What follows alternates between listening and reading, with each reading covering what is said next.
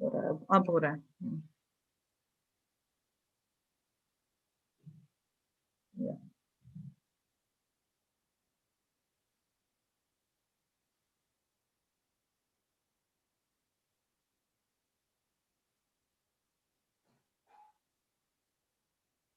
सजाद भाई हम लाइव हैं तो जी मैं जी जस्ट स्टार्ट करूंगी।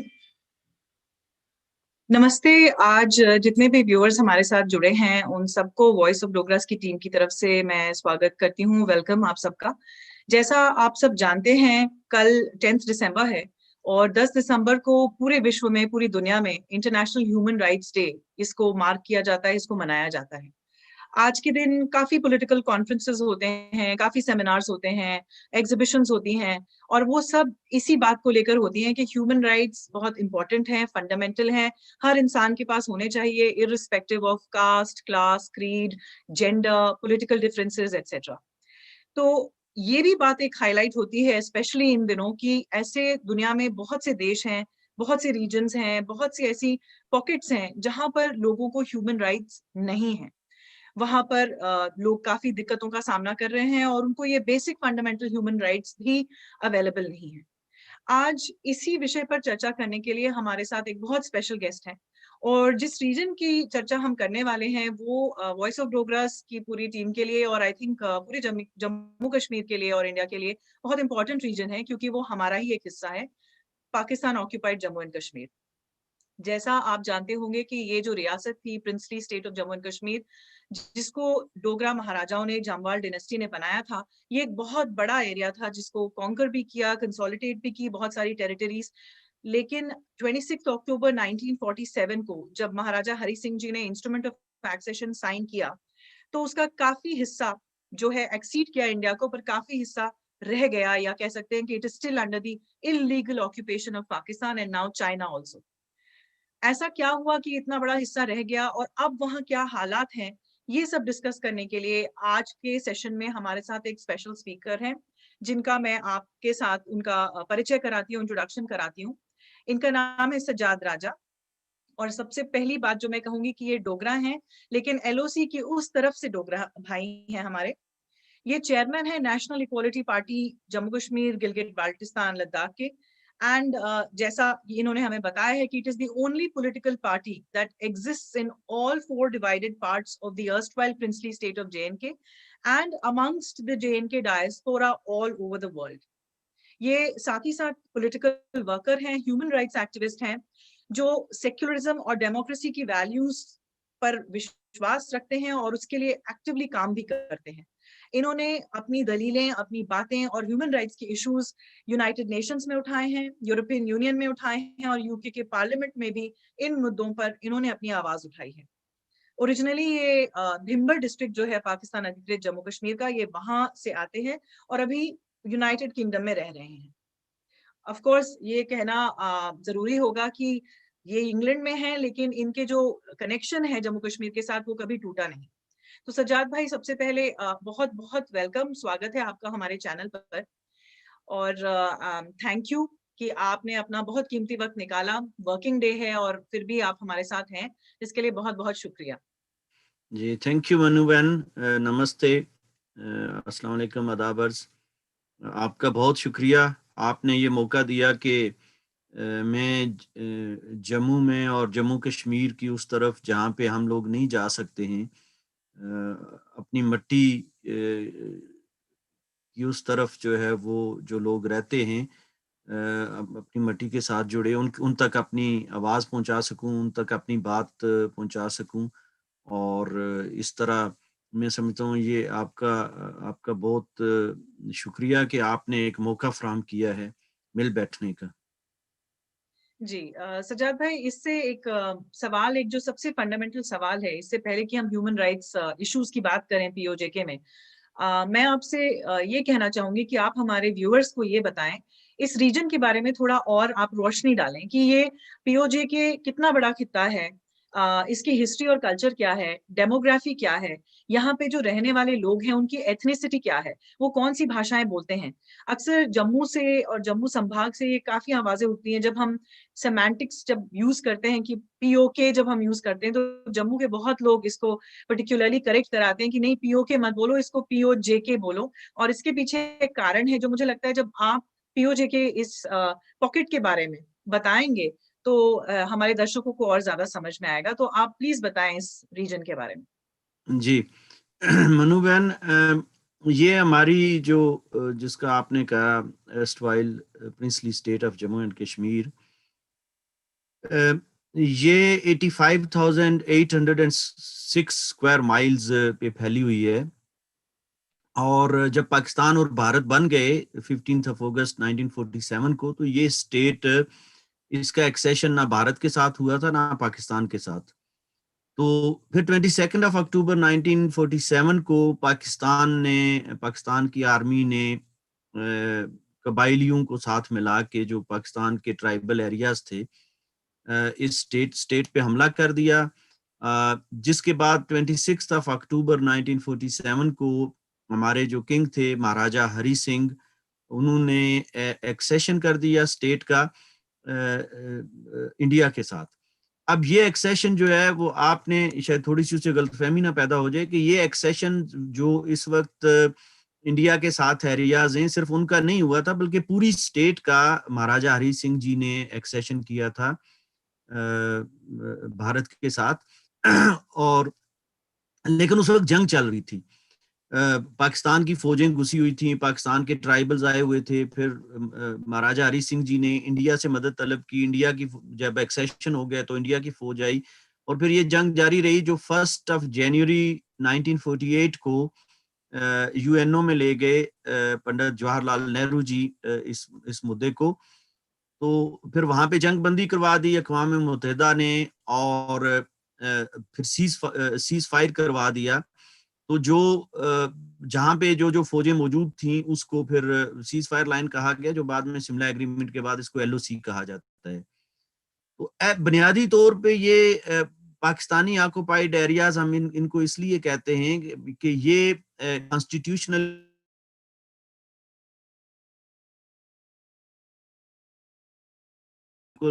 کسی بھی دنیا کے قانون ضابطے کے مطابق پاکستان کا وہ حملہ جو ہے اس کو درست قرار نہیں دیا جا سکتا. اور اقوام متحدہ نے بھی پاکستان سے یہ کہا کہ آپ اپنی فوجیں اور اپنے شہری یہاں سے نکالیں کیونکہ آپ حملہ آور ہیں.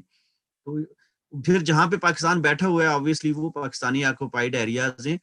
اور اس کو پاکستانی جموں کشمیر ہم اس لیے کہتے ہیں کہ بنیادی طور پہ یہ سارا ایریا جو پاکستان کے کنٹرول میں ہے, اس میں لگ بھگ 60 لاکھ کی آبادی ہے, 6 ملین. اس 6 ملین میں سے شاید 1 لاکھ لوگ بھی ایسے نہیں ہوں گے جو کشمیری زبان بولتے ہیں. یہ سارا بیلٹ جو ہے وہ مینلی یہ ڈوگری سپیکنگ یا پہاڑی سپیکنگ آپ کہہ لیں. پہاڑی میرا ماننا یہ ہے کہ پہاڑی از اے ڈائلیکٹ آف ڈوگری. تو ڈوگری سپیکنگ لوگ ہیں, اور یا پھر گلگت بلتستان میں 3 بڑی زبانیں ہیں, شینا, اشکمن اور بلتی. تو وہاں وہ زبانیں بولی جاتی ہیں جو لگ بھگ 18-20 لاکھ لوگ ہیں. تو باقی سارے لوگ جو ہیں وہ ڈوگری بولتے ہیں. اور ایڈمنسٹریٹیولی یہ علاقے جو ہیں یہ مینلی صوبہ جموں جو تھا اس کا حصہ تھے. اور جو 1 اگست کو جب برطانیہ نے گلگت ایجنسی کو واپس کیا مہاراجہ ہری سنگھ جی کو, تو یہ علاقے جو ہیں انہوں نے اس کو ایک الگ پروونس بنا دیا گلگت بلتستان کو, یا لداخ آپ اس کو کہہ لیں. تو یہ علاقے, لیکن ان کا کشمیر کے ساتھ یہ مینلی ان کا ماس وائے مظفر آباد ڈسٹرکٹ جو ہے, جو اس وقت انہوں نے اب ہماری جو طرف جو علاقہ ہے پاکستانی قبضے میں, وہاں پہ اس کو مظفر آباد ڈویژن بنا دیا گیا ہے, جس میں انہوں نے 3 ضلع بنا دیے ہیں, جیلم ویلی, نیلم ویلی اور مظفر آباد اٹ سیلف. تو ان 3 ضلعوں کے علاوہ یہ ایڈمنسٹریٹیولی یہ علاقے کشمیر کا حصہ تھے, کشمیر پروونس کا انڈر ڈوگرا گورنمنٹ جو اسٹیٹ تھی. اور باقی سارے علاقے تمام کے تمام علاقے وہ جموں کا حصہ ہیں, ان کا کشمیر کے ساتھ تعلق نہیں ہے. یوں یہ ہے کہ یہ ہم اس لیے اس کو پی او جے کے کہتے ہیں کیونکہ مینلی یہ جموں ہے، اور اگر اس کو لنگوسٹیکلی دیکھیں تو خاص کر جس کو آزاد کشمیر کہا جاتا ہے، ایک اس کے بھی پھر 1949 میں 2 حصے کر دیے گئے، ایک براہ راست پاکستان نے اپنے کنٹرول میں لے لیا اور ایک پہ یہ لولی لنگڑی حکومت آزاد جموں کشمیر کے نام سے انہوں نے بنائی. تو وہ جو آزاد جموں کشمیر کا علاقہ ہے اس میں سارے کے سارے لوگ پہاڑی سپیکنگ، ڈوگری سپیکنگ ہیں، اور بمشکل کوئی 1 لاکھ کے لگ بھگ لوگ ہوں گے جو کشمیری سپیکنگ ہیں یا کشمیری بول سکتے ہیں، لیکن وہ بھی مینلی ان کی زبان وہی ہے ڈوگری. تو اس لیے ہم یہ سمجھتے ہیں کہ یہ کشمیر کا حصہ نہیں ہے، یہ سارا علاقہ یہ ایک ڈوگرا بیلٹ ہے. کشمیر کے اندر بھی آپ کو پتہ ہے کشمیر وادی میں یہ کپواڑہ، بارہمولہ، کرنا وغیرہ یہ سارے علاقے جو ہیں یہ ڈوگری سپیکنگ ہیں، یا اس کو پہاڑی بھی کہا جاتا ہے. تو یہ اس اعتبار سے یہ ہم اس کو پی او کے نہیں کہتے کیونکہ یہ پاکستانی آکوپائڈ کشمیر نہیں ہے. کشمیر ساری ویلی بھارت کے ساتھ ہے. یہ پی او جے کے ہے، جموں اینڈ کشمیر. کشمیر کا چلیں ایڈمنسٹریٹولی کچھ حصہ، اور پی او پاکستانی آکوپائڈ جموں بیسیکلی. یہ اس کی یہ ہسٹوریکل اس کی بیک گراؤنڈ ہے. سجاد بھائی، ایک اور سوال جو میرا آپ سے ہے اس کے بعد، اور میں تھوڑا سیکوینشلی جانے کی کوشش کر رہی ہوں، میری کوشش یہی رہے گی. تو 25 نومبر 1947، 25 نومبر 1947، ہم اس کو کہتے ہیں کہ فال آف میرپور. جو بھی جموں کشمیر کے رہنے والے ہیں، جس پرانی اسٹوائل ریاست کے رہنے والے ہیں، سب اس ڈیٹ سے، اس تاریخ سے واقف بھی ہیں، اور کافی دکھ بھری یہ سارٹ آف ہماری ہسٹری کا ایک حصہ ہے. آپ کا ویڈیو میں دیکھ رہی تھی آپ کے ٹویٹر ہینڈل پر، اور آپ نے ایک بڑی اچھی سی چھوٹی سی میسج جو آپ نے دی، اس میں آپ نے کہا کہ 25,000 لوگ میرپور سے نکلے اور صرف 1600 جو تھے وہ پہنچ پائے ایل او سی کے اس طرف جموں کشمیر میں، ہمارے انڈین جموں کشمیر میں پہنچ پائے. Where ڈڈ the 23,400 people go? اور میں یہ بات اس لیے اٹھا رہی ہوں کیونکہ ہم جب ہیومن رائٹس کی بات کرتے ہیں تو پرٹیکولرلی مائنورٹیز کی بات آتی ہے، اور جیسا ہم جانتے ہیں کہ جموں کشمیر میں جو مائنورٹیز، فیتھ مائنورٹی جو ہے وہ ہندو ہیں، سکھ ہیں. تو یہ آپ نے ایک بہت سوال اٹھایا تھا 25 نومبر کو بھی، آپ ہر بار اٹھاتے ہیں. تو ہم یہاں سے شروع کرتے ہیں کہ کیا ہوا تھا ایسا جو آپ پوچھ رہے ہیں کہ where did that 23,400 people go؟ وہ کیا ایسا کیا ہوا تھا؟ جی، یہ میرپور ایکچولی ہمارا ڈسٹرکٹ بھی میرپور ہوا کرتا تھا. Bhimber was part of Mirpur. Mirpur کی ایک تحصیل تھی جو اب ڈسٹرکٹ الگ سے بن گیا ہے، اور یہ میرپور ڈویژن انہوں نے بنا دیا ہے. تو میرپور شہر جو ہے وہ اب وہ پرانا شہر تو سارا میرپور جھیل میں آ گیا ہے، میرپور ڈیم کے اندر ہے. تو وہاں سے وہ یہ انہوں نے جب حملہ کیا 22 اکتوبر کو 1947 میں، تو 24 اکتوبر کو انہوں نے پاکستان نے ایک گورنمنٹ یہاں پہ بنا دی جس کو نام نہاد آزاد حکومت ریاست جموں کشمیر کہا گیا. لیکن اس وقت جنگ جاری تھی وہاں پہ، یہ قبائلی اور فوجی آ رہے تھے، اور Mirpur used to be Hindu majority city اور بہت بڑا کمرشل ہب بھی تھا. اور بلکہ میرپور میں وہاں سے پنجاب سے بھی کچھ ہندو اور غیر مسلم جو نان مسلمز ہیں، سکھ وغیرہ، وہ آگے تھے کیونکہ میرپور کو محفوظ سمجھا جاتا تھا، اور میرپور کے ارد گرد بڑی بڑی دیواریں ہوا کرتی تھیں. تو وہاں پہ یہ قبائلی اور فوجی وغیرہ داخل نہیں ہو سکے تھے.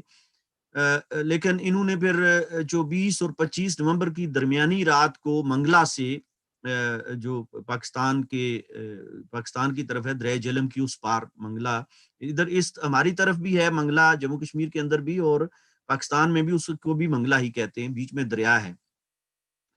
تو دریا کی اس طرف سے انہوں نے پھر توپوں کے ساتھ گولہ باری کی اور وہ شہر کی دیواریں گرائیں، اور پھر قبائلی داخل ہوئے. تو وہاں سے وہ پھر جو ہندو اور سکھ تھے بیچارے، وہ انہوں نے 25 نومبر کی صبح، جب انہوں نے بہت سے بندے تو وہیں پہ مار دیے جب حملہ کیا، لیکن جو لوگ پہلے سے چونکہ تیاری کر رہے تھے انہیں پتا تھا کہ یہاں پہ یہ گڑبڑ ہونے والی ہے. اور شیخ عبداللہ صاحب کو بار بار، شیخ عبداللہ صاحب چیف ایڈمنسٹریٹر تھے، شیخ عبداللہ صاحب سے یہ کہا جا رہا تھا کہ آپ فوج بھیجیں، اور شیخ عبداللہ صاحب یہ کہہ رہے تھے جی کہ ہم فوج بھیج رہے ہیں، کیونکہ یہ کہا جا رہا تھا کہ میرپور کے دفاع کے لیے فوج کافی نہیں ہے، یہاں پہ بہت کم فوجی ہیں. لیکن وہ شیخ عبداللہ صاحب نے کبھی بھی فوج یہاں نہیں بھیجی. نتیجہ یہ ہوا کہ پھر جب پاکستان کا حملہ ہو گیا تو لوگ وہاں سے نکلنے پہ مجبور ہوئے، اور وہ 25,000 کا یہ ایک اس پہ بک بھی لکھی جا چکی ہے، بال کے ٹھاکرے نے کتاب لکھی ہے جو امریکہ میں ہوتے ہیں، تو انہوں نے وہ اس وقت 10 سال کے بچے تھے، انہوں نے اپنی وہ خود سارا کچھ دیکھا اپنی آنکھوں سے، اور وہ کہانی ساری لکھی ہوئی ہے۔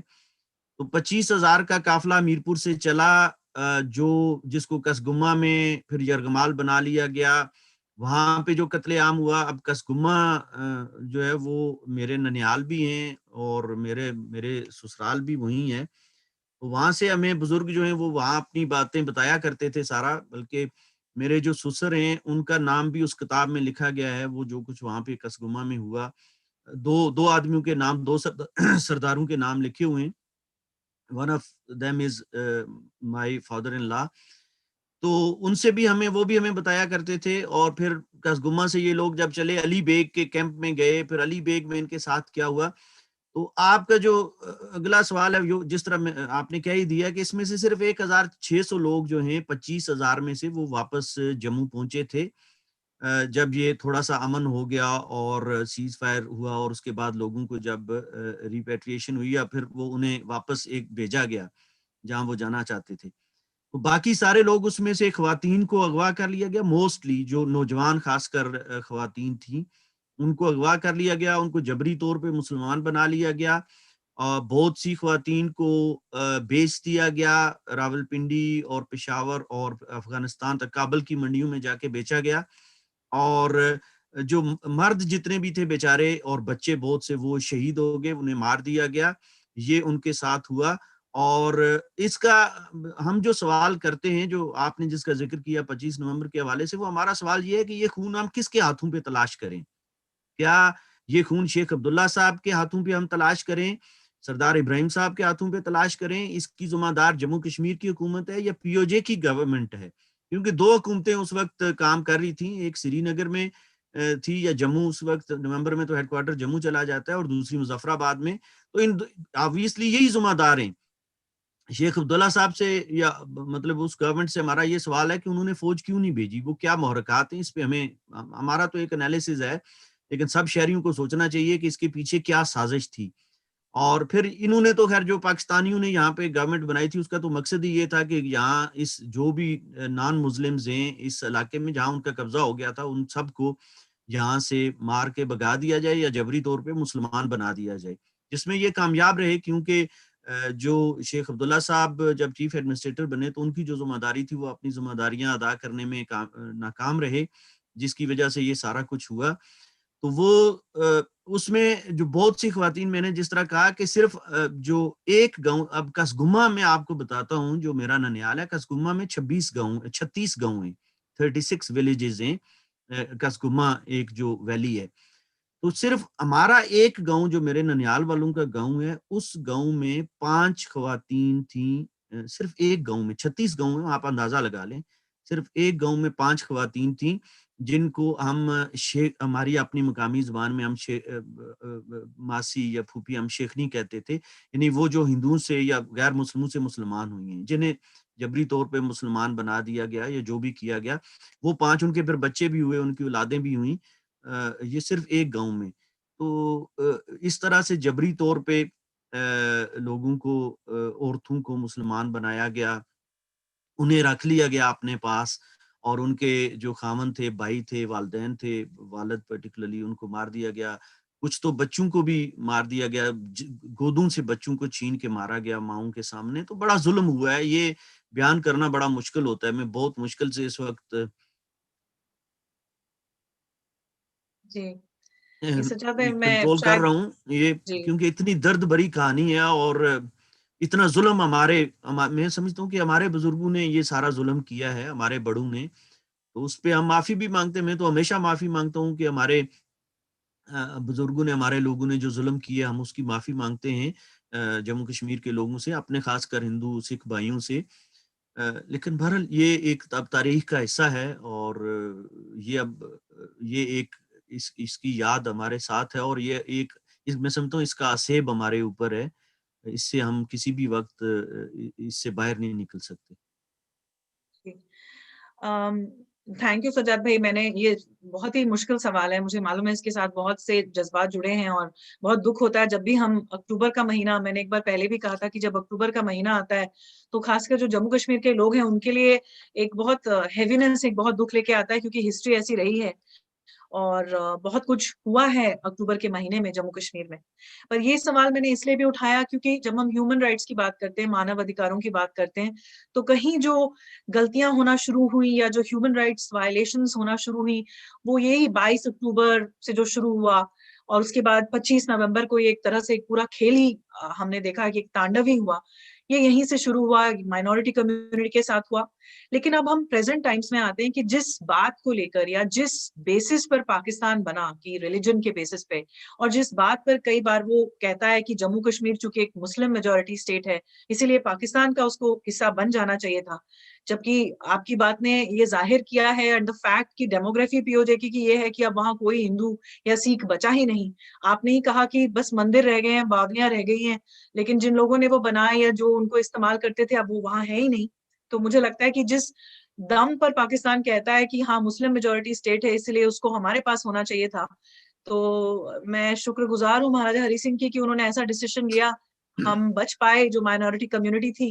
लेकिन सवाल यहाँ आता है कि जो वहां हमारे बाकी भाई बहन हैं जो मुसलमान ही हैं, उनके क्या हालात हैं आज, उनकी क्या ह्यूमन राइट्स की जो सिचुएशन है इस वक्त पाकिस्तान ऑक्यूपाइड जम्मू कश्मीर में, वो क्या है। जनरली जब हम ह्यूमन राइट्स की बात करते हैं हम फ्रीडम ऑफ स्पीच की बात करते हैं, फ्रीडम ऑफ असेंबली की बात करते हैं, हम बहुत सारी तरह तरह की फ्रीडम्स की बात करते हैं, हम डेवलपमेंट की बात करते हैं, तो वहां अभी क्या स्थिति है। और मैं इसलिए भी पूछ रही हूँ क्योंकि अभी हाल ही में आपने यूनाइटेड नेशंस में एंड आई थिंक जिनीवा में आपने मुद्दा उठाया था, गिलगिट बाल्टिस्तान का खासकर मुद्दा उठाया, और आपने कहा कि अकाउंटेबल करना पड़ेगा इस सरकार को जो इतने अत्याचार कर रही है, डिटेंशंस हो रहे हैं, पॉलिटिकल अरेस्ट हो रहे हैं।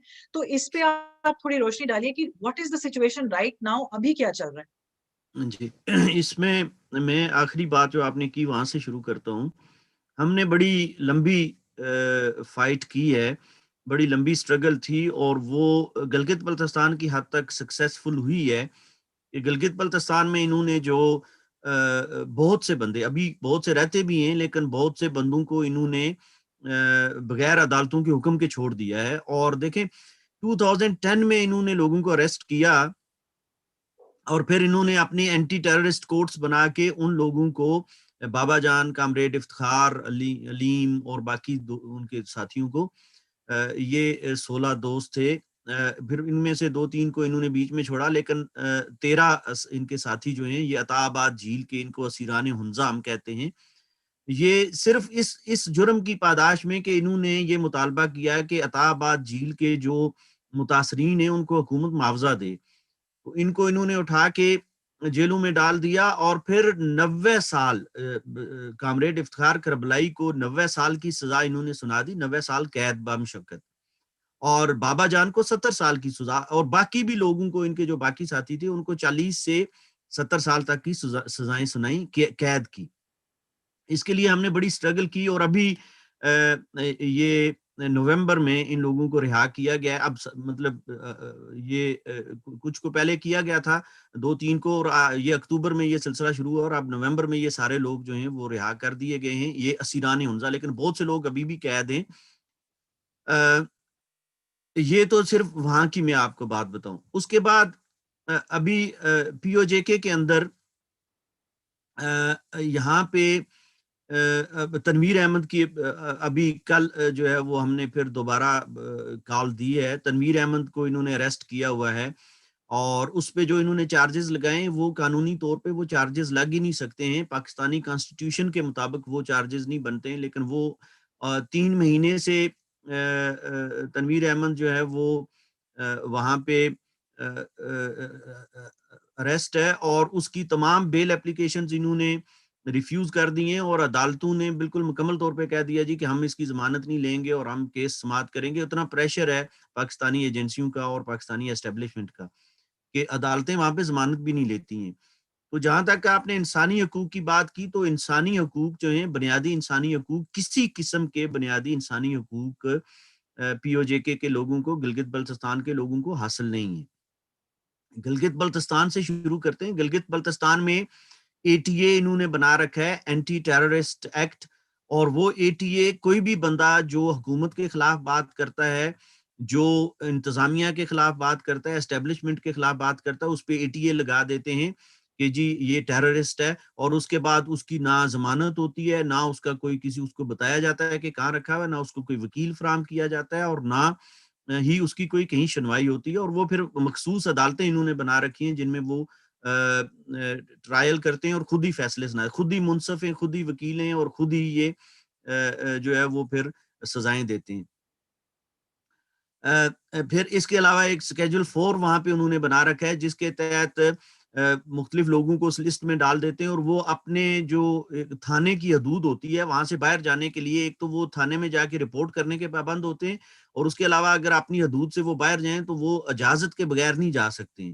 تو مقامی تھانے کی اجازت کے بغیر وہ کہیں بھی سفر نہیں کر سکتے، کہیں آ جا نہیں سکتے ہیں. ان کے پاسپورٹ وغیرہ ضبط کر لیے جاتے ہیں، ان کے شناختی کارڈ سارا کچھ وہ انتظامیہ رکھ لیتی ہے. اسی طرح پھر نیشنل ایکشن پلان بنا رکھا ہے انہوں نے، اس کے تحت جس کو چاہتے ہیں وہ قومی سلامتی کے نام پہ یہ دھر لیتے ہیں. تو یہ چیزیں انہوں نے POJK میں. اب POJK کی صورت حال یہ ہے، جس کو گلگت بلتستان اور POJK ہم دو الگ اس لیے کرتے ہیں کہ یہ دو الگ حکومتیں انہوں نے بنا رکھی ہیں، ایک کا ہیڈ کوارٹر گلگت میں ہے اور ایک کا مظفر آباد میں. تو POJK میں بھی انہوں نے یہ سلسلہ شروع کیا تھا 2018 میں، لیکن وہ پھر ہم چونکہ POJK کی آدھی سے زیادہ آبادی باہر ہے، یورپ میں، انگلینڈ میں، صرف منیمم 10 لاکھ سے لے کر 15 لاکھ تک اعداد و شمار ہیں کہ جموں کشمیر کے لوگ برطانیہ میں رہتے ہیں. تو باقی یورپ، امریکہ، کینیڈا وغیرہ میں کوئی لگ بھگ 10 لاکھ لوگ اور بھی ہیں مڈل ایسٹ کو ملا کے. تو آدھی سے زیادہ آبادی باہر ہے. تو باہر یہ جو لوگ رہتے ہیں، ظاہر آبویسلی یہ پاکستانی اسٹیبلشمنٹ کی ریچ سے باہر ہیں. تو یہ پھر ہم یہاں پہ جب مظاہرے کرتے ہیں، ہم یہاں پہ ملتے ہیں مختلف ممالک کے لوگ، جو فارن منسٹریز ہیں، ہیومن رائٹس آرگنائزیشنز ہیں، ان میں جا کے جب ہم شور کرتے ہیں تو تھوڑا پھر ان کو ظاہر ان پہ پریشر آتا ہے، جس کی وجہ سے یہ POJK میں تھوڑا سا انہوں نے یہ قوانین نافذ کرنے میں ابھی تک وہ تھوڑی سی جھجک کا مظاہرہ کر رہے ہیں. لیکن جہاں تک بنیادی انسانی حقوق کا تعلق ہے تو انہوں نے جو جتنے بھی یہاں پہ جو کانسٹیٹیوشن بنا رکھا ہے، جو یہاں پہ کانسٹیٹیوشن ہے POJK کے اندر، اس کو انٹرم ایکٹ 1974 کہا جاتا ہے. اس میں، اور ابھی انہوں نے اسی سال جون میں ایک قانون بنایا، الیکشنز ایکٹ 2020. ان دونوں قوانین میں، ان دونوں یہ آئینی دستاویزات جو انہوں نے تیار کر رکھی ہیں، اس میں کسی قسم کے بنیادی انسانی حقوق لوگوں کو حاصل نہیں ہے. نہ ہی فریڈم آف ایکسپریشن ہے، نہ ہی فریڈم آف پیسفل اسمبلی ہے، نہ ہی فریڈم آف ایسوسیشن ہے. اکنامک رائٹس تو سرے سے ہیں ہی نہیں ہے. اکنامک رائٹس کا تو کہیں سے کہیں ذکر ہی نہیں ہے. اور گلگت بلتستان کے لوگوں کی حالت تو ہم سے بھی زیادہ بری ہے. وہاں پہ انہوں نے GB آرڈر، اس کو کہتے ہیں گلگت بلتستان آرڈر 2018 جو ہے وہ نافذ کیا ہوا ہے. اس کے مطابق تو ان کی ملازمتیں بھی انہوں نے پنجابیوں کو دے رکھی ہیں، پنجاب والوں کو اور پاکستان والوں کو ان کا کوٹا مختص کر دیا ہے. اور مطلب جو زیادہ ذمہ دار جتنی بھی سرکاری ملازمتیں ہیں وہ ساری انہوں نے پاکستان کے حوالے کر رکھی ہیں کانسٹیٹیوشن بنا کے. مطلب اس طرح کا یہ وہاں پہ لوگوں کے ساتھ ہو رہا ہے. State subject rules Gilgit Baltistan میں انہوں نے 1950s میں ختم کر دیے تھے. وہاں پہ انہوں نے ڈیموگرافی ساری چینج کر دی ہے، پاکستان سے لوگوں کو لا کے بسا دیا ہے، اور قدم قدم پہ وہاں پہ ایجنسیاں اور فوج وہاں پہ ہے. اور لوگ بلکہ ایک جگہ سے دوسری جگہ جاتے ہوئے بھی، مطلب اب اگر یہاں سے ہمارے لوگ اگر POJK سے گلگت بلتستان جانا چاہیں تو رستے میں کم از کم 20 جگہوں پہ چیکنگ ہوتی ہے. انہیں اتار کے شناخت پریڈ کی جاتی ہے، ان کے شناختی کارڈ چیک کیے جاتے ہیں، ہراساں کیا جاتا ہے. تو انتہائی برے حالات میں ہمارے لوگ رہ رہے ہیں. اور کسی بھی آدمی، جو آدمی اس کو یہ کہتے ہیں ایکسیشن ٹو پاکستان آئیڈیالوجی، جو اس پہ یہ لکھا ہوا ہے باضابطہ طور پہ کانسٹیٹیوشن کے اندر، جو ہمارے یہاں انہوں نے نام نہاد کانسٹیٹیوشن بنا رکھا ہے، اس میں انہوں نے لکھا ہوا ہے کہ جو آدمی ایکسیشن ٹو پاکستان آئیڈیالوجی کے پر یقین نہیں رکھتا، وہ اس کو کسی قسم کی ملازمت، کسی قسم کی آرگنائزیشن بنانے، پولیٹیکل آرگنائزیشن سیٹ اپ کرنے، کسی قسم کا پروٹیسٹ کرنے یا کسی قسم کی تقریر کرنے، بات کرنے کا حق حاصل نہیں ہے، اور اس کو جو ہے وہ گرفتار کر لیا جاتا ہے، اور وہ گرفتاری بھی عام قوانین کے تحت نہیں ہوتی کیونکہ اس کو اینٹی اسٹیٹ یہ کنسیڈر کرتے ہیں۔ تو یہ صورتحال ہے۔ جب ایسی صورتحال ہوگی تو کون سے حقوق اور کون سے ضابطے اور کون سے قانون؟ اور پھر جو اکنامک رائٹس ہیں، میں آپ کو بتاؤں کہ صورتحال یہ ہے کہ بنیادی طور پہ لوگوں کو زندہ رہنے کے لیے روزگار کی ضرورت ہوتی ہے، امپلائمنٹ کی ضرورت ہوتی ہے، پھر انہیں ایجوکیشن کی ضرورت ہوتی ہے، اور ہیلتھ فیسلٹیز کی، ہیلتھ کیئر کی ضرورت ہوتی ہے۔ اب یہ تین بنیادی ضروریات ہیں، یہ کوئی احسان نہیں ہے جو اسٹیٹ کرتی ہے، یا یہ کوئی لگژری نہیں ہے، یہ فیسلٹی بھی نہیں ہے، یہ بیسک ہیومن نیسیسٹی ہے جو آج کے دور میں، کیا بلکہ میں سمجھتا ہوں ہر دور میں یہ کوئی بھی اچھی ریاست اس کو اپنے شہریوں کو دینی پڑتی ہے۔ لیکن ہمارے لوگوں کی حالت یہ ہے کہ ہمارے لوگ ملازمت کرنے کے لیے پرائیویٹ سیکٹر میں یا بیرون ملک جاتے ہیں۔ ہمارے ملک کے اندر صرف اور صرف جو ہمارا حصہ پاکستان کے قبضے میں ہے، اس میں صرف اور صرف سرکاری ملازمت موجود ہے، اس کے علاوہ کوئی اور ذریعہ نہیں ہے لوگوں کے معاش کا یا پھر ذاتی کاروبار جو کرتے ہیں۔ اور سرکاری ملازمت بھی صرف ان لوگوں کو دی جاتی ہے جو ایکسیشن ٹو پاکستان، جس طرح میں نے کہا، وہ آئیڈیالوجی پہ یقین رکھتے ہیں اور اس کے پابند ہوتے ہیں، پھر وہ انہیں ایک حلف نامہ لکھ کے دینا پڑتا ہے۔ ملازمت لوگ اپنا روزی روٹی کمانے کے لیے پرائیویٹ سیکٹر میں یا بیرون ملک جاتے ہیں۔ تعلیم حاصل کرنے کے لیے لوگ بچوں کو پرائیویٹ اسکولوں میں بھیجتے ہیں، پرائیویٹ کالجوں میں، پرائیویٹ یونیورسٹیوں میں بھیجتے ہیں، اور اسپتال اگر بندہ بیمار ہو جائے تو پرائیویٹ اسپتالوں میں لوگ علاج کرنے کے لیے بھیجتے ہیں۔ ہمارے جو اسپتال انہوں نے بنا رکھے ہیں وہ صرف ریفر کرتے ہیں، اگر کوئی بندہ چلا جائے تو اس کو چٹ پہ لکھ دیتے ہیں، جی فوراً پنڈی لے جائیں، جی اس کو یہ بیماری ہوگی ہے، یہاں ہمارے پاس کچھ نہیں ہے۔ اور اب تو حالت یہ ہے کہ لوگ اپنی سڑکیں تک، میں نے بہت سے فوٹو، اگر آپ میری وال پہ یا وہاں پہ جائیں، میں نے بہت دفعہ لگائے، آپ تو تھک گئے لگا کے، کہ لوگ اپنی سڑکیں تک خود بناتے ہیں۔ تو جس سیٹ اپ کے اندر، جس جگہ پہ لوگ اپنی سڑکیں خود بناتے ہوں، لوگ اپنی جاب اپنے تذریعے سے وہ کہیں تلاش کرتے ہوں، اسپتال ان کو موجود نہ ہوں، وہ اپنے پیسے خرچ کر کے علاج جا کے پرائیویٹ اسپتالوں سے کرواتی ہوں، اسکول پرائیویٹ، تو وہاں پہ کون سے اکنامک رائٹس رہ جاتے ہیں، یا کون سے ہیومن رائٹس کا تو کوئی کانسیپٹ ہی نہیں ہے یہاں پہ، بالکل سرے سے کچھ بھی نہیں۔ تو جہاں پہ آپ نے جو ابھی باتیں کہی، مجھے خاص کر دو چیزیں اسٹرائک کی۔ پہلی تو یہ کہ ابھی جموں کشمیر میں ہمارے حصے میں ڈی ڈی سی الیکشنز ہوئے ہیں، جو ڈسٹرکٹ ڈیولپمنٹ جو الیکشنز ہوئے ہیں کاؤنسلز کے لیے، تو یہ بالکل ہی گراس روٹ پولیٹیکل امپاورمنٹ کے لیے ہوئے ہیں، اور مجھے لگتا ہے بڑے مائل سٹون الیکشنز ہیں، کیونکہ 370 ہٹنے کے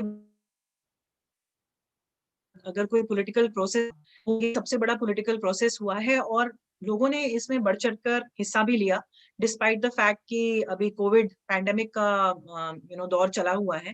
اس کے باوجود بھی ہم نے دیکھا جموں تو خیر پولیٹیکل پروسیسز میں اچھے سے بڑھ چڑھ کے پارٹ لیتا ہی ہے۔ فیز 2 میں ہی جموں کے کچھ 65.5% لوگوں کی پارٹیسپیشن تھی، اور باندی پورہ میں کشمیر کی میں ایک ڈسٹرکٹ بول رہی ہوں 69.66 تھی۔ جو سب سے کم تھی وہ پلوامہ میں تھی، اور Pulwama as we all know south Kashmir میں، اور ٹیررزم سے بہت ہی جوجھ رہا ہے، انفیسٹڈ ہے وہاں پر ٹیررزم۔ تو اس کے باوجود بھی ہم نے بڑا اچھا پارٹیسپیشن دیکھا، اور جہاں تک مجھے لگتا ہے کہ بڑا انکریجنگ تھا کہ بڑے نئے فیسز آئے ہیں جو پہلے نہیں آ پا رہے تھے۔ جو وہ کہتے ہیں نا کہ ڈوگرا ڈینسٹی ختم ہوئی اور اس کے بعد عبداللہ ڈینسٹی شروع ہوئی تھی، اب وہ سارے شیکلز توڑ کے مفتی اور عبداللہ والے ان خاندانوں کو چھوڑ کر اب نئے چہرے آئے ہیں سامنے۔ پونچھ سے میں دیکھتی ہوں کہ انڈیپینڈنٹ کئی ایڈوکیٹڈ ینگ لوگ کھڑے ہوئے ہیں، ریاسی سے میں ایک لڑکی کو جانتی ہوں جو کھڑی ہوئی ہیں، تو بڑے سارے ایسے نئے چہرے دیکھنے کو ملے، which is very encouraging for any political democracy. لیکن دوسری چیز آپ ایک اور میں کہنا چاہوں گی، خاص کر یہ سوشل میڈیا ہینڈلز پہ آپ نے کہا حکومت کے خلاف آواز اٹھانے میں بہت دقت ہے وہاں، اینڈ کافی چیزیں ہو سکتی ہیں، ڈیٹینشن ہو سکتی ہے، جو ہم دیکھ ہی رہے ہیں پی او جے کے میں۔ ہمارے طرف جموں کشمیر میں الٹا حساب ہے، میمز بنتے ہیں، ویڈیوز بنتے ہیں، جو ہم بولتے ہیں موجو لینا، جو ڈوگری میں کہتے ہیں، موجو لیتے ہیں اپنے پولیٹیکل لیڈرز کے، اور بڑے دھڑلے سے لیتے ہیں کافی، اور کئی بار ہم وی ٹیک اٹ فار گرانٹیڈ جو یہ فریڈمز ہمیں ملی ہوئی ہیں۔ یہ فریڈمز پر میں آپ کے ساتھ تنویر احمد رفیق صاحب کی بات چاہوں گی، اسپیشلی کیونکہ یہ نیوز میں ہے اس وقت، وہ ڈیٹینڈ ہیں پاکستان میں. اور میں نے دیکھا کہ یو کے فارن آفس نے شاید باب بلیک مین کو جواب بھی دیا، کیونکہ شاید انہوں نے یہ سوال اٹھایا تھا کہ ہی ہیز بین ڈیٹینڈ ان پاکستان. تو تھوڑا کچھ ان کے بارے میں، تنویر جی کے بارے میں بتائیے، کیا وہ برٹش سٹیزن ہیں جن کو پاکستان میں اس وقت ڈیٹین کیا ہوا ہے؟ جی تنویر احمد برٹش سٹیزن ہے. ان کی فیملی یہاں لوٹن میں رہتی ہے، اور میں نے جو ان کی کنسٹیچوئنسی کی ایم پی ہیں، میں نے ان کے ساتھ بھی بات کی تھی، ریچل ہاپکنز، اور انہوں نے بھی مجھے یقین دلایا تھا، اور انہوں نے بھی مسئلہ ظاہر آبویسلی وہ یہ اب اپنے طور پہ کام تو کر رہے ہیں یہ سارے. اور باب بلیک مین کا لیٹر جو ہے وہ تو اب پبلک ہو گیا ہے، جو ان کو جواب فارن آفس نے دیا، اور اس میں فارن آفس نے ایڈمٹ کیا ہے، ہمارے یو کے فارن آفس نے، کہ جو پاکستان میں بیسک ہیومن رائٹس کی وائلیشنز ہو رہی ہیں، جو انڈر ڈیٹینشن جو ٹارچر ہوتا ہے اور جو مس ٹریٹمنٹ ہوتی ہے، یہ 3 لفظ انہوں نے استعمال کیے ہیں. اور وہ کہتے ہیں کہ ان کو پتہ ہے، فارن آفس نے، ہمارے فارن آفس نے، یو کے فارن آفس نے یہ کہا ہے کہ ان کو پتہ ہے کیا ہو رہا ہے، اور وہ کہتے ہیں کہ اس کو ہائی لیول پہ یہ پاکستان کے ساتھ نہ صرف اٹھایا جا رہا ہے، بلکہ وہ کہتے ہیں اٹھاتے رہیں گے. یہ وہاں پہ استعمال کیا انہوں نے لفظ اس طرح سے. تو تنویر احمد برطانوی شہری ہیں. اب چونکہ جو ہماری طرف جو پاکستان کے قبضے میں جو علاقہ ہے، وہاں پہ قانون یہ ہے کہ ڈیول نیشنلٹی ہو سکتی ہے. تو تنویر احمد برطانوی شہری بھی ہیں، اور اس اعتبار سے وہ پی او جے کے شہری بھی ہیں. وہ پی او جے کے میں صحافتی ذمہ داریوں کے لیے اور کچھ سرویز وغیرہ کر رہے تھے، اور ان کو وہ سروے بڑے ناپسند تھے. انہوں نے جو کام کیا، ایک سروے انہوں نے ریسنٹلی جو کیا تھا، تقریباً 2 سال پہلے، 1.5 سال پہلے اس کی رپورٹ آئی تھی.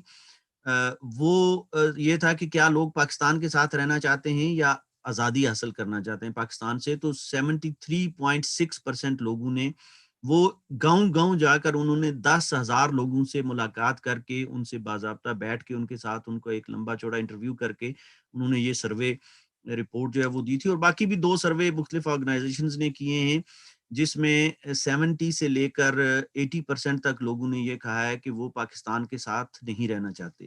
یہ پی او جے کی میں بات کروں. تو اس کے بعد وہ جس اخبار نے یہ خبر لگائی تھی، مجادلہ اخبار ہے راولہ کوٹ کا، تو اس اخبار کو بھی انہوں نے بند کر دیا، جس میں یہ خبر تنویر احمد صاحب کا جو یہ سروے کی رپورٹ جس میں چھپی تھی، وہ اخبار ہی انہوں نے بند کر دیا. اور پھر تنویر احمد صاحب کو تو اس وقت انہوں نے کچھ نہیں کہا، لیکن یہ پھر بہانہ ڈھونڈتے رہے کہ کسی طریقے سے تنویر احمد کو 1-2 دفعہ انہوں نے گرفتار کیا مختلف جگہوں پہ، لیکن وہ چونکہ برطانوی شہری تھی تو انہیں پھر یہ چھوڑ دیتے رہے. لیکن یہ ابھی اس سال اگست میں تنویر احمد نے ڈڈیال میں جو ان کا شہر ہے، آبائی شہر، وہاں پہ ایک چوک کے اندر ایک جھنڈا لگا، پاکستان کا جھنڈا لگا ہوا تھا. تو انہوں نے بڑے ادب احترام سے وہ جھنڈا وہاں سے اتار کے انہوں نے کہا کہ یہاں پہ یہ ہمارا علاقہ یہ ڈسپیوٹڈ ٹیریٹری ہے اور پاکستان کا حصہ نہیں ہے، یہاں پہ پاکستان کا جھنڈا نہیں ہونا چاہیے. تو انہوں نے پاکستان کا جھنڈا اتارا، جس کے بعد انہیں اریسٹ کر لیا گیا، اور آج تک ان کی، جن کا میں نے ابھی ذکر بھی کیا تھا، آج تک ان کی ضمانت نہیں ہوئی ہے، انہیں رہا نہیں کیا جا رہا ہے. اور ان پہ 123B جو ہے وہ اس کے تحت، پاکستان پینل کوڈ کے تحت یہ مقدمہ چلا رہے ہیں. اب 123B جو ہے وہ نان بیلیبل آفینس نہیں ہے، یہ ایک مزے کی بات ہے، لیکن ان کی سپریم کورٹ تک، جو ہماری سپریم کورٹ تو خیر نام نہاد سپریم کورٹ ہے، سپریم کورٹ تک جو مظفر آباد میں ہے، انہوں نے ان کی ضمانت کی درخواست مسترد کر دی ہے، جو کہ بالکل غیر آئینی اور غیر قانونی اقدام ہے، کیونکہ 123B بیلیبل آفینس ہے. اور پھر 123B لگ بھی نہیں سکتا، کیونکہ پاکستان کا کانسٹیٹیوشن جو ہے اس کا آرٹیکل، پاکستان کا کانسٹیٹیوشن کا آرٹیکل 1 یہ کہتا ہے کہ جو سٹیٹ انہوں نے، جو پاکستانی سٹیٹ ڈیفائن کی ہوئی ہے، اس میں جموں کشمیر کا نام نہیں ہے. اور آرٹیکل 257 پاکستانی کانسٹیٹیوشن کا یہ کہتا ہے کہ جموں کشمیر کے لوگ، جب جموں کشمیر کا مسئلہ حل ہو جائے گا، جموں کشمیر آزاد ہو جائے گا، تو جموں کشمیر کا فیصلہ لوگوں کی خواہشات کے مطابق کیا جائے گا، جو لوگ جس طرح چاہیں گے. یہ پاکستانی کانسٹیٹیوشن کا آرٹیکل ہے 257. تو لیکن اس کے باوجود اب یہاں پہ چونکہ حکومت یہاں ہمیشہ فوجیوں کی اور ایجنسیوں کی ہوتی ہے، باقی اداروں کو تو یہاں پوچھتا کوئی نہیں ہے. جس طرح فوجی یا ایجنسیاں جو بھی حکم دیتی ہیں اس طرح لوگ بیچارے کرنے پہ مجبور ہوتے ہیں کیونکہ ہر چیز فوج کے کنٹرول میں ہے. تو تنویر احمد کو اب انہوں نے اس وقت تک انہوں نے رہا نہیں کیا. کل پھر کل اقوام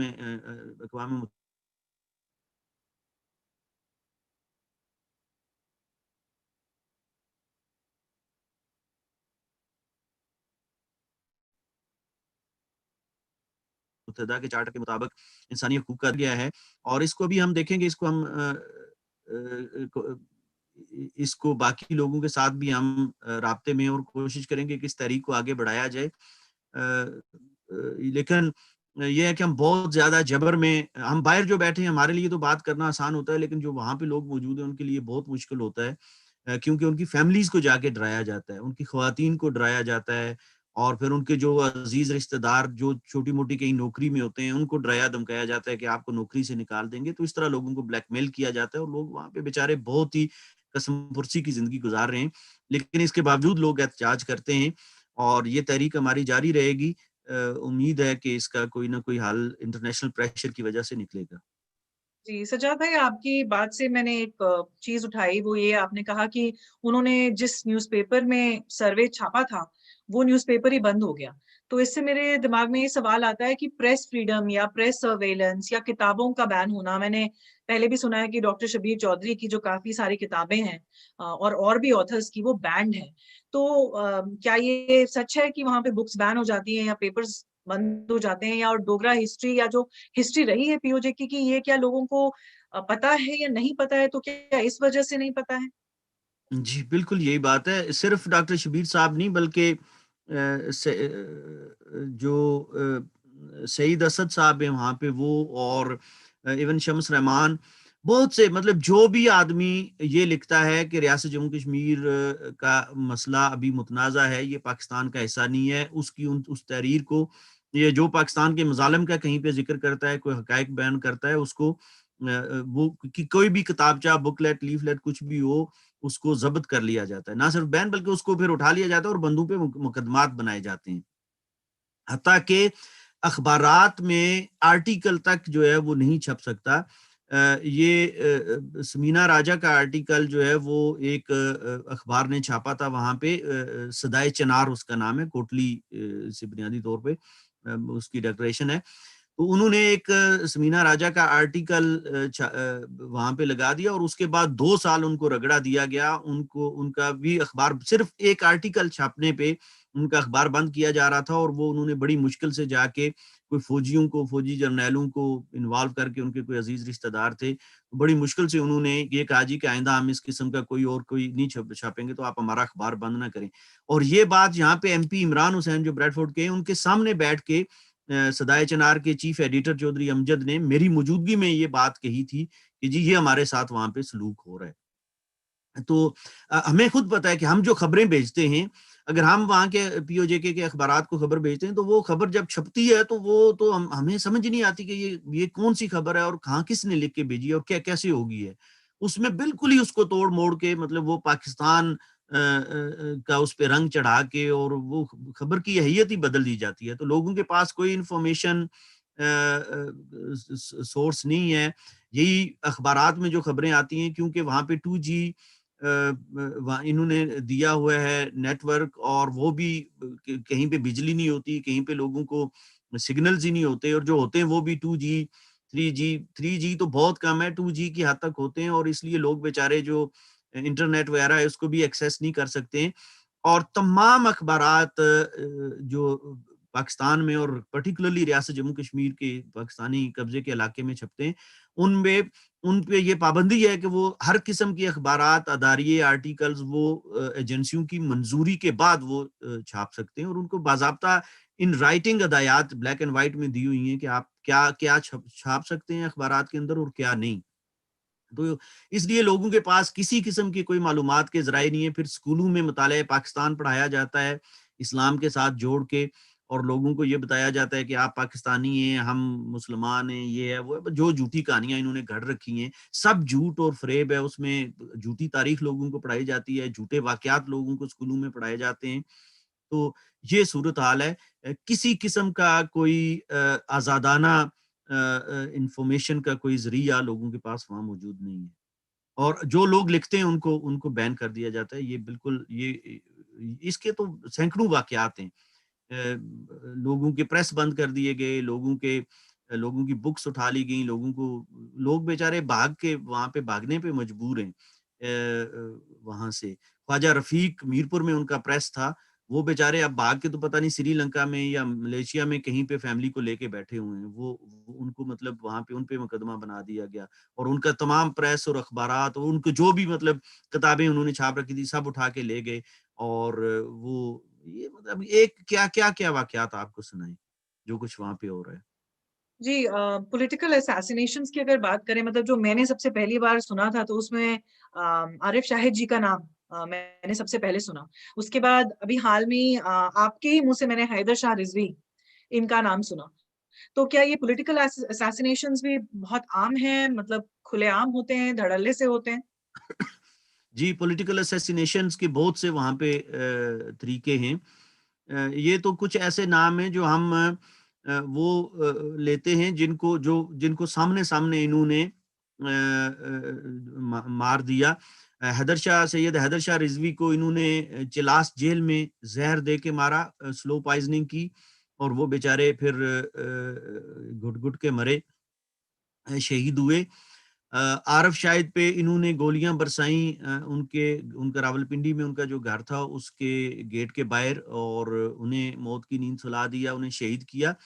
اور یہاں پہ اس کے علاوہ بہت سے جو ہیں وہ جموں کشمیر کے اندر سیاسی کارکنان, وہ جن کو انہوں نے گولیاں مار کے یا جن کے آج تک قاتلوں کا جو ہے وہ پتہ ہی نہیں چلا کہ کس نے قتل کیا ہے, ان کے قاتل کون ہے. عارف شاہد کے قاتلوں کا آج تک پتہ نہیں چلا ہے کہ وہ کون ہے. سید حیدر شاہ رضوی کا بھی رجسٹر نہیں ہوا. اس طرح کے یہ اب دو نام میں آپ کو اب نام کیا گنوں, اس طرح کے سینکڑوں لوگ ہیں جو پی او جے کے میں شہید ہوئے ہیں جن کے آج تک قاتلوں کا کسی کو پتہ ہی نہیں ہے.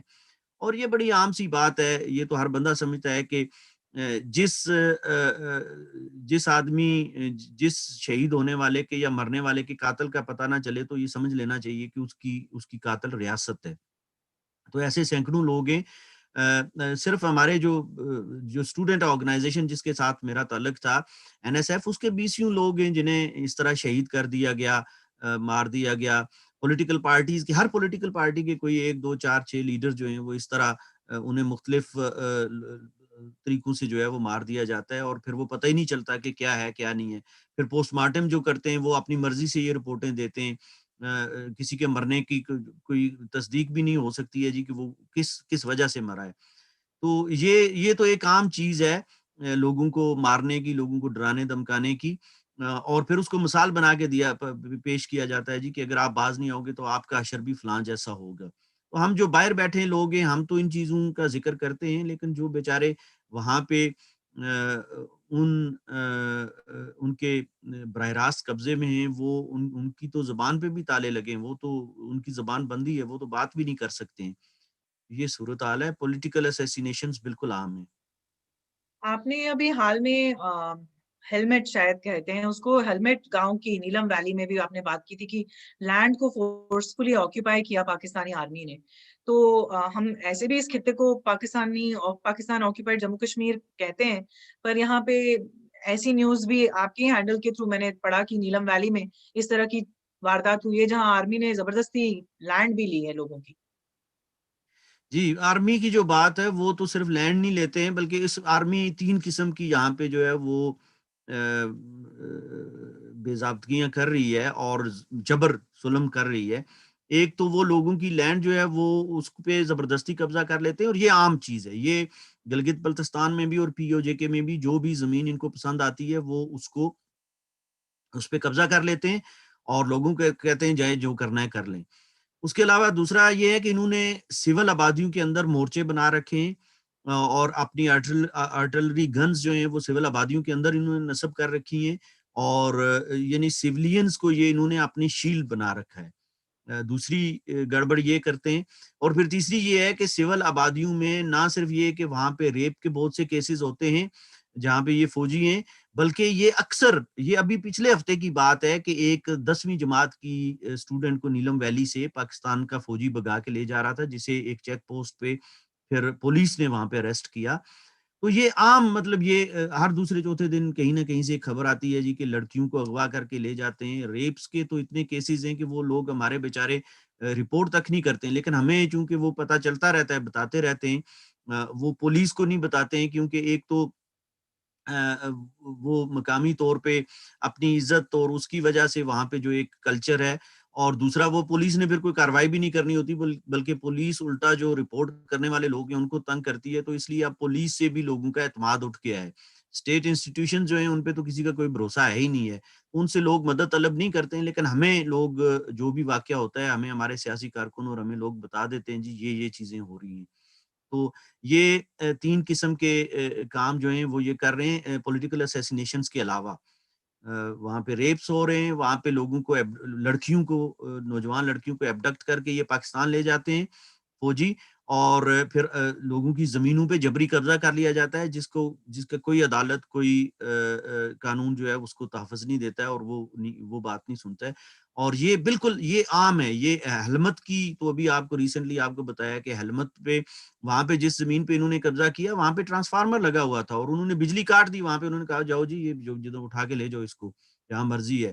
اور وہ محکمہ برقیات کے لوگ جو ہیں بجلی کے، وہ بھی ساتھ تھے، اور انہوں نے اس پہ وہاں پہ قبضہ کر لیا جا کے، لوگوں کی بجلی بند کر کے. تو یہ تو ایک اس طرح کے روزانہ واقعات ہوتے ہیں. جو جگہ انہیں پسند آتی ہے وہاں پہ جا کے یہ اپنے مورچے بنا لیتے ہیں، وہاں پہ جا کے اپنے یہ بنا لیتے ہیں ہیڈ کوارٹر، وہاں پہ جا کے یہ اپنے بیس بنا لیتے ہیں، وہاں پہ گنے نصب کر دیتے ہیں، اور پھر جو ان کے جی میں آتا ہے وہ کرتے ہیں، اور کوئی عدالت، کوئی ان کے خلاف کوئی کاروائی نہیں کر سکتی ہے.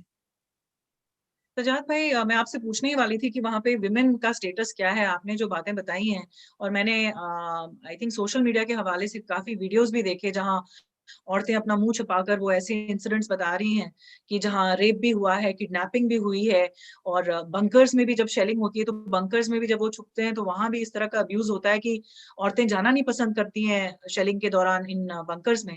سن کے اور یہ ویڈیوز بھی دیکھ کے انسان کا مطلب دل دہل جاتا ہے، اور سمجھ نہیں آتا کہ لوگ وہاں کیسے رہ رہے ہیں، اور عورتیں خاص کر ہماری لڑکیاں وہاں کیسے رہ رہی ہیں. اس کے ساتھ میں آپ کو یہ بھی پوچھنا چاہوں گی، بیکاز یہ سب سن کے لگتا ہے کہ انہوں نے پی او جے کے کو کبھی آف کورس انلیگلی آکوپائی تو کیا ہوا ہے، لیکن ایک کالونائزر کی طرح ہیں، کیونکہ اپنے لوگوں جیسا ٹریٹ ہی نہیں کر رہے. جب آپ لوگوں کو اس طرح سے جانور کی طرح سے ٹریٹ کر رہے ہیں تو آپ نے تو بس کالونائز کیا ہے. تو اس میں ڈیموگرافی چینج، آپ نے کہا تھا اسٹیٹ سبجیکٹ جو لاس تھے وہ 1950 1950 میں ہی چینج ہو گئے تھے. اینڈ وہاں کوئی ڈیموگرافی چینج ہوئی ہے؟ کیونکہ ہمارے جموں کشمیر میں تو اگر کوئی باہر سے آیا ہے تو صرف بنگلہ دیشی مسلم اور روہنگیا ہی آئے ہیں، باقی تو ڈیموگرافی ویسی کی ویسی ہے. بٹ پی او جے کے میں کیا ہے ڈیموگرافی کا؟ 1950 سے کیا چینجز آئی؟ یہ جو میں نے 1950s کی بات کی، یہ گلگت بلتستان کی بات تھی. گلگت بلتستان میں اسٹیٹ سبجیکٹ رولز انہوں نے سسپینڈ کر دیے تھے، اور وہاں پہ فری فار آل ہے.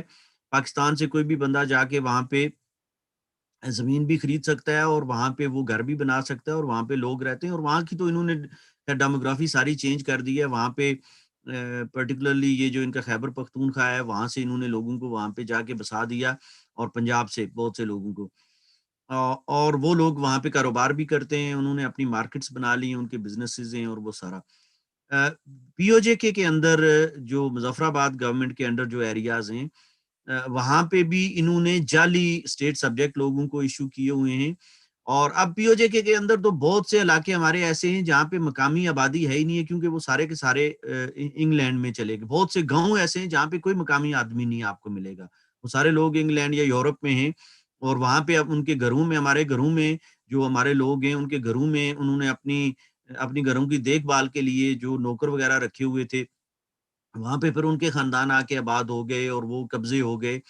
اور کاروبار سارا جو ہے وہ پنجابیوں اور پٹھانوں کے پاس ہے. اور ان پنجابیوں اور پٹھانوں نے اب وہاں پہ ان کے بچے بھی وہاں پہ پیدا ہوئے، اور وہ وہی ہماری مقامی زبان ہی بولتے ہیں.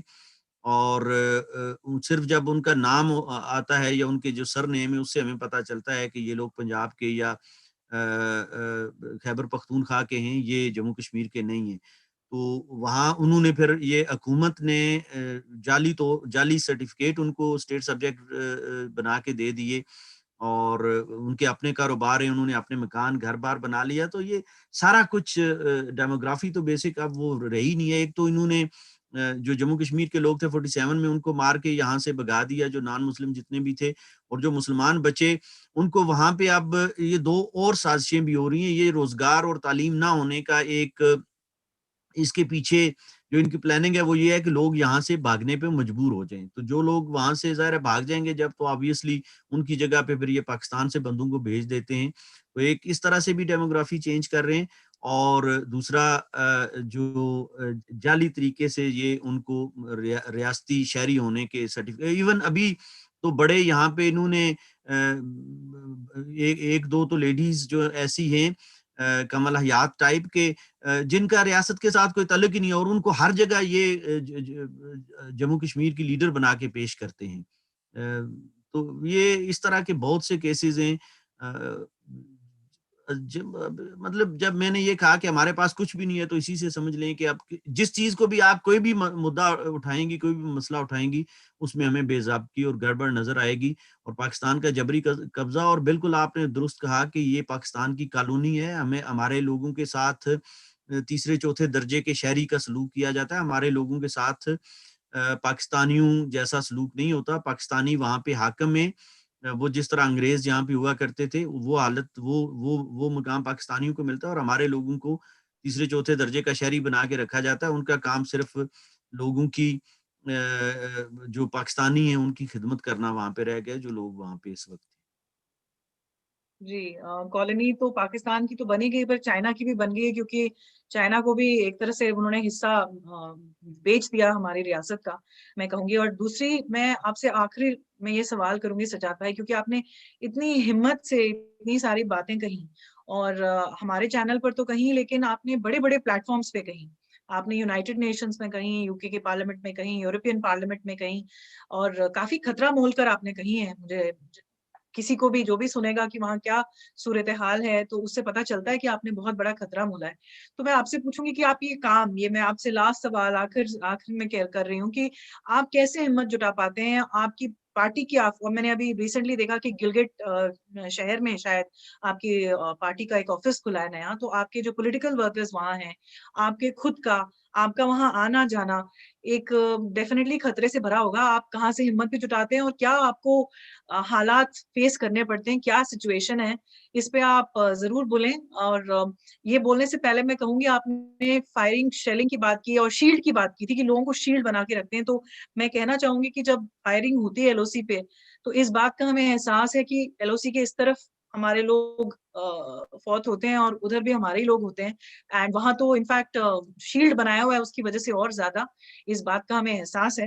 بڑی ڈرپوک آرمی ہے. بٹ آپ یہ بتائیں کہ آپ کہاں سے ہمت جٹا پاتے ہیں، آپ کیسے یہ باتیں کر پا رہے ہیں، آپ کی پولیٹیکل ورکرز کا کیا حال ہے وہاں؟ جی، ہمارے لوگوں کی کمٹمنٹ ہے اور ڈیڈیکیشن ہے، وہ سچی بات کرتے ہیں. اور یہ ہم لوگ جو باہر بیٹھے ہوئے ہیں، بنیادی طور پہ یہ ایک سہارا ہے ہمارے وہاں پہ کارکنوں کے پاس، ہمارے لوگوں کے پاس. کیونکہ جب ہمارے کارکنوں کے ساتھ یہ کسی قسم کی بھی زیادتی کرتے ہیں، تو ہم پھر اس کو دنیا کے سامنے لے کے جاتے ہیں، عالمی فورم پہ ہم اس کو اٹھاتے ہیں، دنیا کو بتاتے ہیں کہ یہ کیا ہو رہا ہے، جس کی وجہ سے یہ تھوڑا بہت یہ ڈرتے ہیں. لیکن بنیادی طور پہ اس میں یہ ہے کہ ہماری کمٹمنٹ ہے، ہماری ڈیڈیکیشن ہے، اور ہمارے کارکن اتنے کمیٹڈ ہیں، وہ اتنے جانسار ساتھی ہیں ہمارے. ہماری تربیت ہی ہم اس طرح سے پولیٹیکل تربیت ہم دوستوں کی کرتے ہیں کہ بھئی مرنا تو ہم نے ہے، ایک دن جب مر ہی جانا ہے، تو ہم کیوں نہ ایسا کوئی کام کر کے جائیں جس سے کوئی باقی لوگوں کو کے لیے کچھ آسانیاں پیدا ہوں. تو یہ جبر کا جو عالم ہے، یہ ہر طریقے سے ڈرانے دھمکانے کی کوشش کرتے ہیں. لیکن ہم چونکہ جب جو ڈر جاتا ہے اس کو پھر ظاہر آبویسلی یہ زیادہ ڈراتے دھمکاتے ہیں. اور ہم لوگ چونکہ ڈرتے اور دبتے نہیں ہیں، ہم جو بھی بات ہے وہ ہم کہتے ہیں کہ اگر آپ کوئی قانون ضابطہ ہے، اور ہمارے لوگوں کی ہم ان کی پولیٹیکل ایجوکیشن بھی کرتے ہیں. ہسٹری پہ ہمارے کارکنوں کا بڑا ان کو عبور حاصل ہے.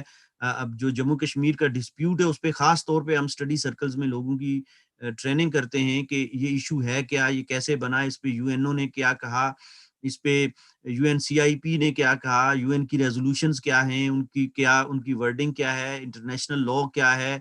تو یہ ساری چیزیں ہم لوگوں کو بتاتے ہیں. کانسٹیٹیوشنل اور لیگل اس کی فاؤنڈیشنز کیا ہیں, اس کا پاکستان کا یہاں پہ وجود جو ہے اس کی قانونی کیا پوزیشن ہے. تو ہر پہلو سے تو ہمارے لوگ پھر اس سے تھوڑا ہمت بھی ان میں پیدا ہوتی ہے, اور ان کو جب یہ پتا چلتا ہے کہ یہ قانونی, ہم جو بھی کام کر رہے ہیں یہ قانون اور ضابطے کے اندر ہے, تو وہ پھر ظاہر ہے وہ ڈرتے دبتے نہیں ہیں. لیکن چونکہ باقی عام آدمی جو ہے وہ بیچارے, اس کی تو نہ اتنی سوچ سمجھ ہوتی ہے, نہ اتنا نالج ہوتا ہے, نہ ان کی اس طرح سے تربیت ہو پاتی ہے, اس لیے وہ ڈرے اور سہمے رہتے ہیں. لیکن جب ان سے یہ پوچھا جاتا ہے, جس طرح میں نے آپ کو کہا, سرویز جو 3 سرویز ہو چکے ہیں, جب ان سے پوچھا جاتا ہے کہ آپ پاکستان کے ساتھ خوش ہیں, آپ پاکستان کے ساتھ رہنا چاہیں گے یا آزاد ہونا چاہیں گے, تو اس میں نے آپ کو بتا دیا کہ جو ہم سمجھتے ہیں کہ جو تنویر احمد کا موسٹ اتھینٹک جو سروے ہے وہ 73.6%, اور باقی بھی 70 سے 80% لوگوں کے یہی تینوں سرویز میں یہی کہا گیا کہ ہم پاکستان کے ساتھ نہیں رہنا چاہتے. عام آدمی بھی اس چیز کو فیل کرتا ہے کہ پاکستان یہاں پہ کس طرح جبر کر رہا ہے اور ہمیں حقوق حاصل نہیں ہے, تو عام آدمی سمجھ جاتا ہے. لیکن چونکہ ان کو مسئلے کی ہسٹوریکل اور لیگل بیک گراؤنڈ کا اور کانسٹیٹیوشنل پرسپیکٹو کا پتہ نہیں ہوتا ہے, اس لیے وہ بیچارے ان چیزوں کا احاطہ نہیں کر سکتے, اس طرح بول نہیں سکتے, بات نہیں کر سکتے. لیکن ہمارے لوگ تو چونکہ ہر چیز کو سمجھتے ہیں, اور اس پہ میں خاص طور پہ ہمارے جو میں ساتھیوں کے یہاں پہ نام لوں گا, 3 بلکہ. ایک ہمارے جو پارٹی کے سیکریٹری جنرل ہیں عدیل ماگرے صاحب, میں ان کو سمجھتا ہوں کہ وہ اس جتنا دلیر آدمی میں نے زندگی میں کم ہی دیکھا ہوگا, کہ وہ جس طرح وہ بات کرتے ہیں اور بے خوف اور بے جھجک, اور جس طرح وہ سچائی کو بیان کرتے ہیں. اسی طرح ہمارے چیف آرگنائزر جو ہیں پارٹی کے ڈاکٹر خورشید انور, ان کی بھی یہی صورتحال ہے. اور پھر ہمارے جو POJ کے زون ہے ہمارا, اس کے جو ہمارے چیف آرگنائزر ہیں وہاں پہ راجہ سرفراز خان مظفر آباد کے, ان ساتھ ان کا تعلق ہے, وہ بھی ان کا تو سارا وقت ہی عدالتوں کے اندر گزرتا ہے. وہ اتنے مقدمات میں انہیں الجھا کے رکھا گیا, اور انہوں نے پھر ان پہ اتنے مقدمات بنا رکھے ہیں کہ وہ بیچارے صبح سے شام تک عدالتوں میں چکر لگاتے رہتے ہیں, لیکن ہر وقت وہ مسائل اور معاملات پہ بلا جھجک اور بے خوف بولتے ہیں.